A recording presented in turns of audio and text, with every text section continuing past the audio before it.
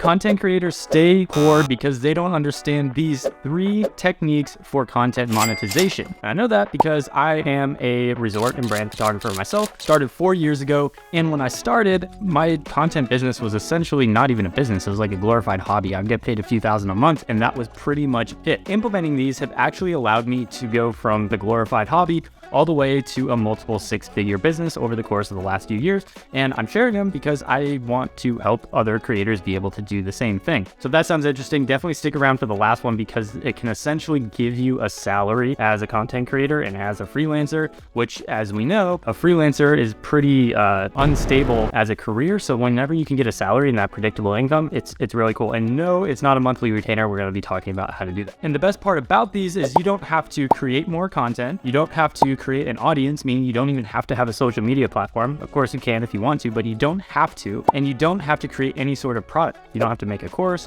You don't have to make an ebook. You don't have to make presets. You don't have to do any of that kind of stuff. All 3 of these that I'm about to talk about actually leverage content that you've already produced or content that you will produce in the future. So you don't have to go out and create new work for new jobs all the time. So let me rewind. Like I said, I am a resort and brand photographer. I've worked with some of the top brands and resorts in the world, like Sandals, Four Seasons, Marriott, you name it. I've probably worked with them, which is super cool, and I'm very blessed to be able to do it. But if we rewind 4 years ago, I had no idea how to monetize my business. I was kind of operating from a glorified hobby sort of point of view. What I thought at that time, which you may think yourself, is that the only way to make money as a content creator, as a photographer, videographer, is to get another gig. If I'm not constantly going out and getting more gigs, then the money kind of dries up. And that's kind of the freelance struggle, right? Like if you're a freelancer, you're constantly on the lookout for the next gig and the next gig and the next one. And if you don't have it, then you're like, well, crap, I guess I'm going to struggle to pay the bills this month. So I was like, dang, there's got to be like a better way to make this more of a consistent thing where I don't have to constantly be working for the next job, and I can create more of a sort of salary and predictable income for myself. That's what kind of was the brainchild for finding these techniques I'm about to share. So let's go ahead and dive in. The first one is actually selling stock, but probably not in the way you're thinking. So instead of uploading it to Blackbox or whatever that website is that kind of like throws it out to Adobe Stock and all these different stock websites where you get like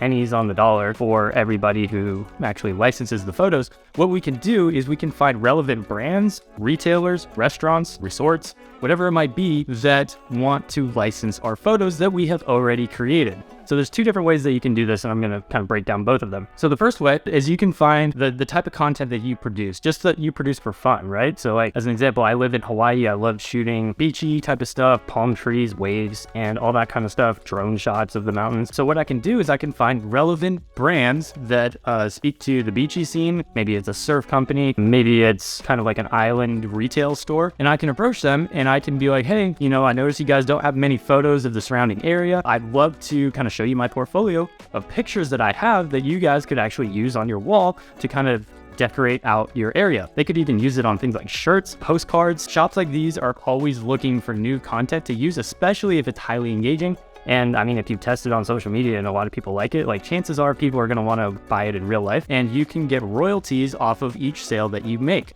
Or, you know, obviously if they hang it up in the restaurant or in the store, that's more of like a one-time price. You'll just charge them one time and they'll be able to hang it up in the store.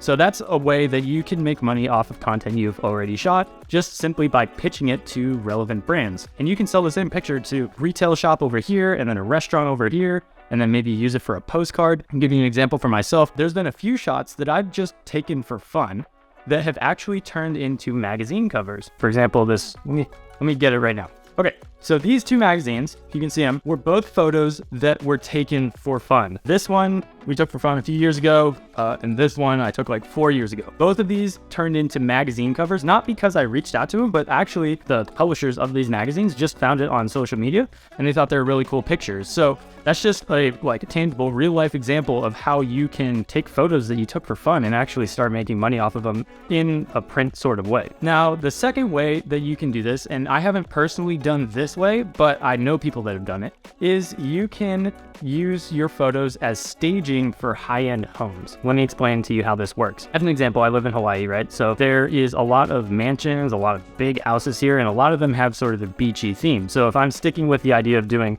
palm tree photos and waves and beachy kind of stuff, especially things that are minimal, then I can approach these realtors or these staging companies that kind of deck out these houses when they're trying to sell them. They deck them out with furniture and with art and decor and all kinds of stuff. So if I can approach them, I can be like, hey, here's a photo that I think would look really great on the wall, is like kind of a, either an accent piece or like a statement piece. And I can show them a portfolio of content that I have and be like, hey, would you be interested in potentially using any of these in your staging? And if they are, then you can do two things. Either one, you can sell it to the real estate agent or to the staging company for them to use in the house, or you can give it to them for free and get a sale potentially on the back end. Because here's what happens. So say they're selling a house for $10 million and the person moving in is like, well, this is epic. I love how you've staged this. I just want to buy all the furniture here, and I love the decor, and I love the art, and I love that photo. Like, let's just keep it all here so I don't have to buy my own furniture or move my own stuff in, which happens quite a bit, actually. Not only can you sell the photo to the staging company or the realtor, you can actually, again, sell that same photo to whoever is now purchasing the house,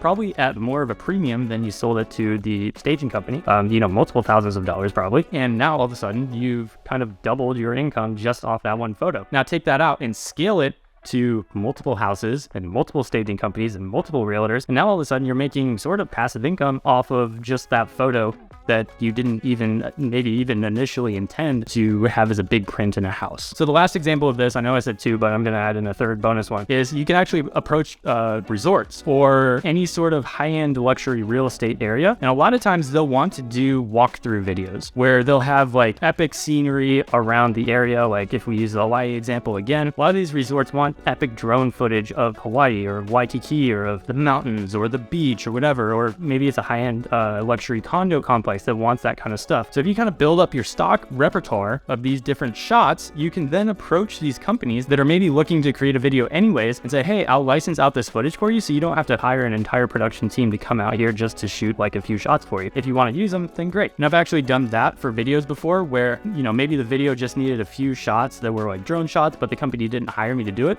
But I had stock from other random shoots that I did or random days that I was just going and flying the drone for fun.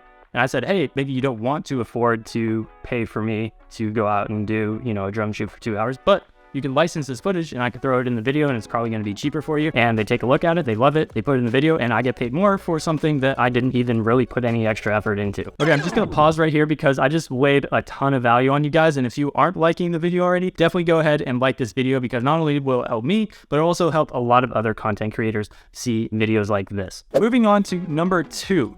This one is huge, and I wish I knew about this sooner, but I didn't find out about it until like 2 years ago. And once I did, again, like I said, going from that glorified hobby to like an actual 6-figure business, this was the impetus of how I was able to do that. And it is, that was a horrible drum roll, licensing fees. What the heck is a licensing fee? That's what I thought 2 years ago. So I'm about to break it down in the simplest way I know how. So licensing fees are kind of a complex topic, so I'm going to break it down into 2 different sections here. The first one being usage, the second one being turn. But before we get into that, let's just define what a license is. Whenever you're hired to create photos, videos, whatever it might be, you own the copyright because you produce the content, so you own the copyright. So when a company pays you to do it, they're just paying you to do the job, to create the content, and they actually don't have the ability to use it for anything other than what you specify they have the ability to use, which by default is nothing. So when a company pays you your day rate, they, unless you specify otherwise, actually have no right to use your content or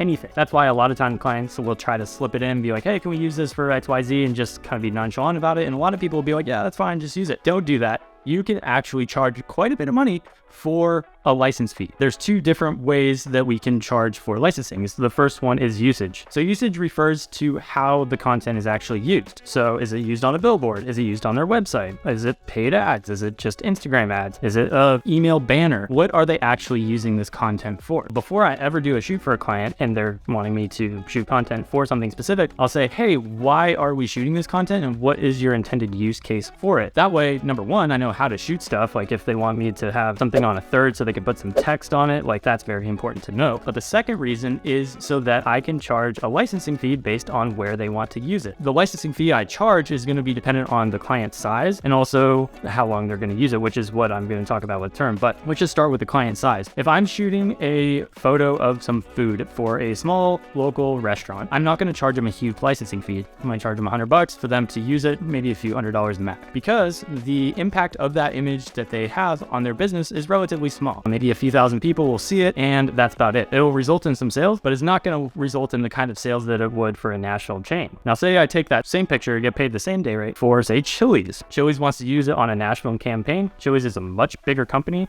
They're going to spend probably millions of dollars on this advertisement. So because they're spending so much, they're going to, again, garner way more attention. More people are going to see it. It's going to result in more sales, meaning that image is all of a sudden more valuable to Chili's than it is to that local restaurant. Same picture, way different fee in terms of licensing. It's a super complex topic in terms of how to actually charge these licensing fees. Way too complex for this specific video, and I'm going to do another one, maybe another few, talking specifically how to actually structure license deals, because nobody talks about this, so I want to throw that out there. But just so you know, there is such a thing as charging for usage based on how a company is using it, and that is something that you want to know. At least be aware that you should charge for depending on what the usage is. You can also do what's called a package deal or a package license. Say a company wants to use it on paid ads, on social media, and on email, and on their website. Instead of charging them a separate fee for each one of those licenses, you can group them together and call it like a digital license or a web license. And that would just make it a little bit cheaper. It would be more of a package deal, and the client would not have to go back and like really check all the time what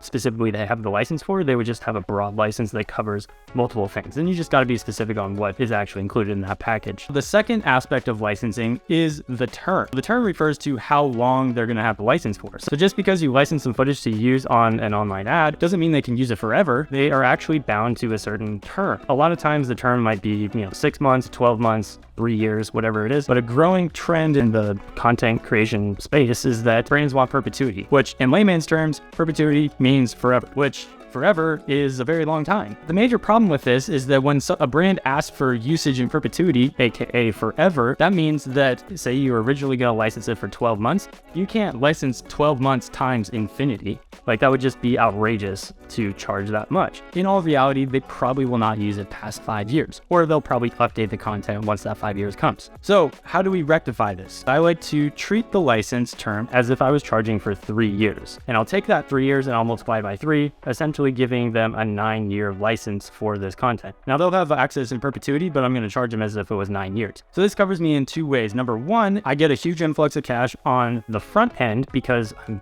charging for 9 years as opposed to maybe 1 year. But number 2 is I don't have to worry about coming after them and saying, hey, you got to renew your license because you've been using this for 3 years and now it's like 3 years and 6 months and you're still using it. And that is a huge, legal thing. You got to talk to all these people, and maybe it's a different marketing manager that's in the position and they have no clue what happened in the past and previous agreements, and it's just like a mess. The perpetuity, if you charge, the 3 years times 3, essentially 9-year agreement, is what I found to be the best. And again, if you're looking specifically how to structure these deals, I'm going to do a video about that in the future, but the scope of this video doesn't really pertain to that. So if you are still here, the third one, and my favorite one, because it essentially gives you a salary as a content creator, is called performance fees. So what the heck is a performance fee? A performance fee is essentially charging a client a certain percentage of the sales they generate from your content. So this is obviously specific towards ad-related content. So if it's direct response marketing where they're spending X amount of dollars on an ad and they're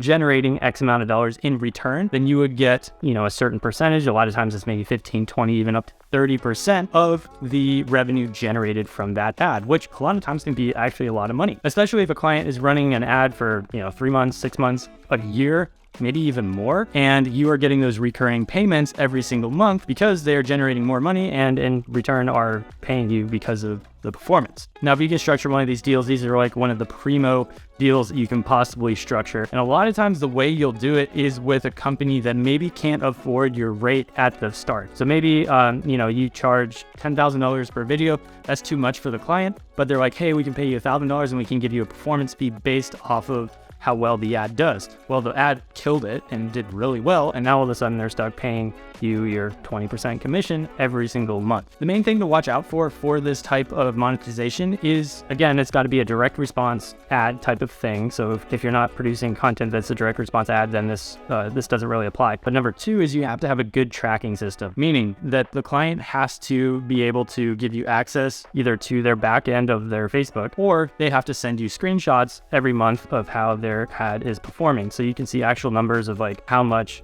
money was generated by the ad, and then you can multiply it by whatever your commission is based on how well it did. Another big thing about this is trust, because clients can essentially continue using your content as long as they want into the future without paying you commission, because they're not really forced to, because they already have access to the content. So the only thing actually stopping them from doing that is whatever your agreement is the contract. So if you have it specifically in your contract that they owe you X% per month in perpetuity until they stop running the ad, that's really the only way that you can save yourself, and you kind of have to be a little bit of a regulator on how that actually works. So that is the 3 ways of monetization that I wish I knew when I first started content creation. And if you do, you can take your business from basically a hobby to a 6-figure plus business very, very quickly. Now, like I said, I'm going to do specific videos specifically how to even structure these types of deals, because there's really nothing out there, and I have done it multiple times with pretty much every one of these types of deals.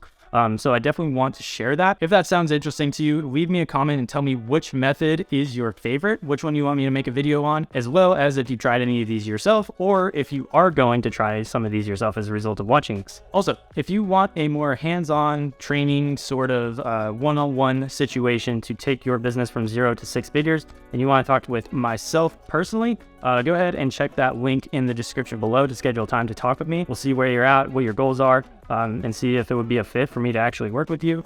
Super no pressure, but if you're interested, take a look at that link below, and I look forward to talking to you. Other than that, I hope you liked today's video. I hope you learned a lot from it, and if you did, share this video with one of your content creation buddies and let them know, hey, there's actually ways besides going out and getting the next gig and the next gig to monetize your business and grow it to that 6-figure level. If you would, I would love you for it, and I'm sure they would as well. Go ahead and like, subscribe this video, and I will see you in the next one.